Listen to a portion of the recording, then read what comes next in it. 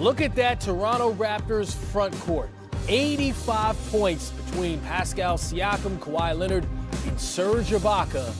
And that's your key to the game, despite the fact that Giannis scored 43 points, hit 3 for 5 from three-point range with 18 rebounds. He did what? Yeah. He hit 3 threes? Let's get to that second. Let's go with the winners first.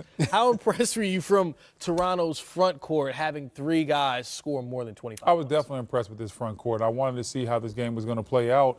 And you know what you're going to get from Kawhi. Kawhi having 30 doesn't surprise me, but when I look at Pascal Siakam with 30, 25 from Ibaka, that is what's really encouraging for Toronto moving forward. Seeing Siakam continue to grow is what I think is really going to make this team have a chance to really go far in the playoffs and have a chance to represent the Eastern Conference in the NBA Finals. Because this kid's confidence is growing. He's getting better and better every time I see him. And on a night like tonight, you see that he can be a difference maker when called upon. And he and Leonard again tonight, spectacular together. Total 60 points between the two of them, really pushing one another. They did a really, really good job as a team. Mid-fourth quarter, there's a 3.5-minute run from about the 7-minute mark to just under the 4-minute mark, where they go on a 17-4 run, and they really shut down the driving lanes for Giannis. They closed down the paint. Milwaukee had been able to do anything they wanted to do in the paint in the first half. They really limited them in the paint in the second. And then you saw Toronto get out and run. They really flipped the script on Milwaukee. What Milwaukee's been great in doing is limiting opponents' points off their own turnovers and limiting fast break points. And both of those, Toronto rang the bell tonight, and it made all the difference. So when we look at the Toronto Raptors and what they were able to do up front, and we look at what Giannis was able to do, hitting 3 three-pointers. I mean, he's only hit 12 all season. We've heard it over and over again. Oh, if he can just hit the three-point shot, maybe we started to get a glimpse of it tonight. Well, and he's willing to take them. He's attempting to get better at that particular thing, and that's a big part of the battle. He's taking them in game situations against quality opponents. He's not afraid of the moment, and because of that, he's improving step by step. Yeah, and that's the biggest thing. You're not gonna, you can't hit a shot if you don't take it. I think that's part of the problem. We would say up there in Philly, where people are waiting for Ben Simmons to take a couple of threes. We know Ben Simmons is going to struggle shooting the 3 early on, but he has to take them, and that's something that Giannis has realized early in his career. And he hasn't shied away from taking the 15-footers back when his 15-foot jumper was scary. And he slowly but surely got better in that area. And we're seeing the same thing with his three-point shot. He's not going to go 3 for 5 every night. But slowly but surely, he's working at getting better and better at his craft, and he's eventually going to be a credible three-point shooter.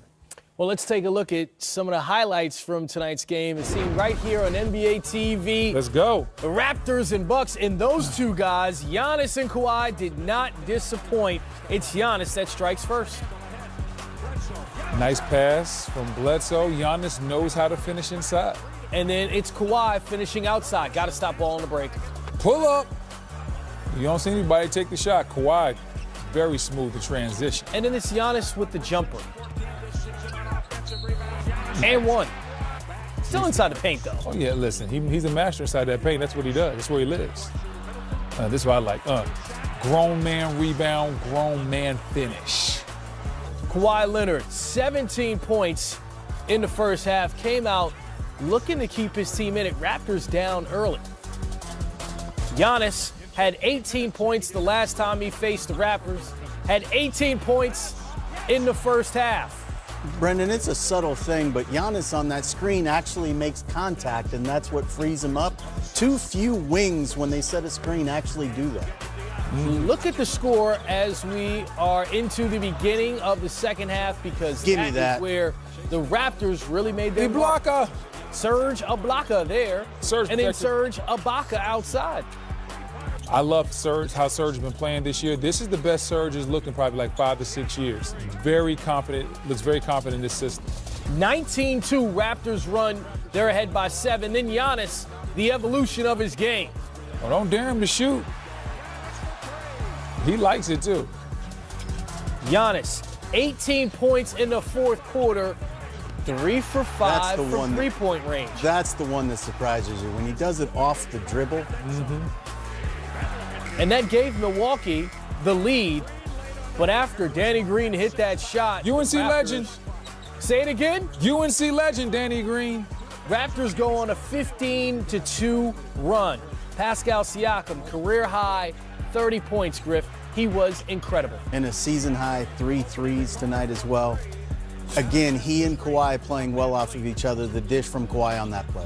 Giannis putting up MVP numbers. 43 points, 17 rebounds. But we say that in a losing effort because Kawhi Leonard, 36, 6, and 5 steals. I mean, that's good defense. That's a contested J off the dribble. Great defense, better offense. So Toronto getting their first win of the season against the Milwaukee Bucks, 123-116. Popular players in the world hadn't been matched in years. In this episode of Storytime with Shaq, Bro Parrish talks to Diesel about that game and his relationship with Yao throughout their careers.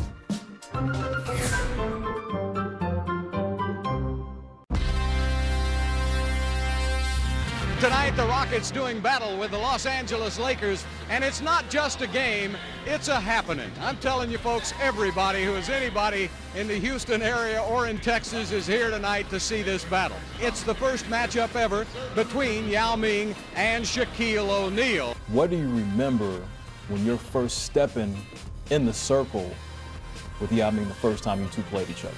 Knew nothing about him. Knew he was 7'5", 7'8", so you know, we got to Houston and yeah, I'm like, okay, they trying to do like Rocky IV, Apollo Creed, all this and that. They want to give him the fanfare. So I said, okay. So, I wanted to give him a little finesse. I wanted to show him I was smooth. So I get on the post, and I go right there. He blocks it. Crowd go crazy. You got that one. You 7'8", you're supposed to block it. Get another move. He blocks it. Third time he blocks it. Now I'm mad. Now I got to go in the playoff mode. Now I got to turn the power, turn it all the way up. It's the first time I got my shot blocked 3 times in a row. But what gave me the super confidence is, hey, you done killed Patrick Ewing. You done killed David Robinson. You neck and neck with your favorite player, Hakeem Olajuwon. He's a young kid. Turn it up. Go into that mode. But it was definitely a fun battle between me and him. Definitely respect him. Definitely respect his culture. I go to China 5-6 times a year. Whenever I'm in Shanghai, we always have tea. We always have great conversation. I just wish that he didn't have those injuries that he had. I would have loved to have more battles with him. He's probably the only guy that really tested me. And he tested me because he was 7'8", and he was hard to move. He couldn't stop me, but guess what? I couldn't stop him either. I put him in the category of a king. Like, hey, King, you can't stop me, but I know I can't stop that fadeaway. And he was the only guy that would catch it in the post and look at me. He just looked like, y'all just look at me, and then I'd come and try to block, and he just shoot right over me. I'd be like, damn. But the funny thing, the first couple times, China, language barrier, I never knew he spoke English. So one day I hit him with a nice bing bang on the baseline. Ha ha! Shot the boom. He's like, nice move, brother. And I was like, you talk English? He's like, yeah, I talk English. I was like, why you didn't tell me? He said, Shaq, you never talked to me. I was like, man. So after that moment, like, we really became close. Shaq, every game we played remind me of the old saying that what doesn't kill you make you stronger. Thank you for that. And I was honored to be on the same stage as him during Hall of Fame weekend. When you talk about the history of basketball, long after we're gone, hopefully this conversation will still be around when East meets West. Cool moment during that Hall of Fame ceremony. You actually got to put the jacket on. He was struggling. What happened exactly when he was trying to put on his jacket? Well, he's a big dude, and when you get really big and you get older, you start to get stiff like a tree. So I'm sure his shoulders are kind of banged up a little bit. So I said, let me help you out, brother. But he's the only dude that makes me feel small. They say he's 7'6", but he's like my favorite convenience store. He's 7-Eleven all day. He's 7-Eleven. Talk about his impact globally just on the game of basketball. He's done a lot for China. He's done a lot for the game of international basketball. And, I don't think there's anybody bigger or better that could have done the job. When I go to China, everybody mentions Yao Ming. It's like a god over there. It's incredible to see a guy half a foot taller than Shaq. Brendan, you played against Yao as well. What was it like? You're a 7-footer. The first time you step on a court with a guy half a foot taller than you when you're used to being half a foot taller than everybody else. It was incredibly different for me because I'm used to being taller than everybody else, or at least being eye level. And with Yao Ming, it was something different. He was so tall. He had a height advantage. And something that was weird to me was I literally could not see the ball coming up the court when I was behind him. So, like, guys would be like, why didn't you call it the scrim? Like, I couldn't see you. I really couldn't see him. And so Yao presented a lot of challenges, especially trying to guard him. He had some very good moves. He had counters. He had spins. He had some step backs.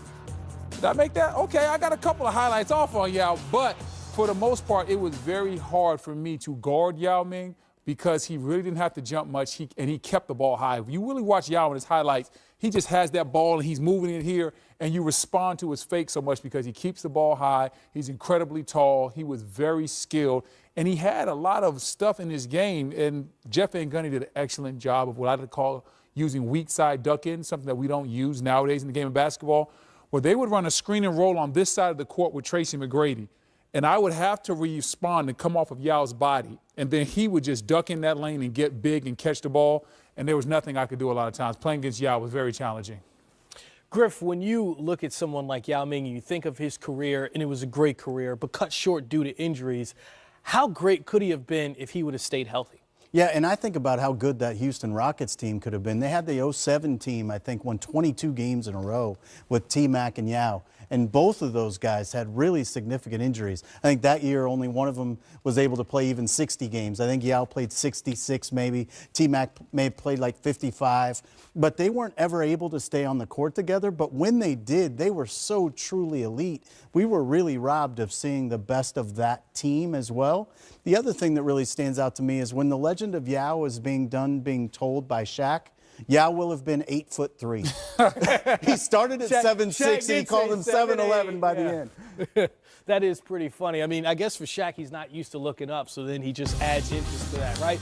Well, that's a former Rocket great. The ascension up the MVP ladder for current Rocket. We'll tell you who's moving on up. I think you know who it is. That's up next.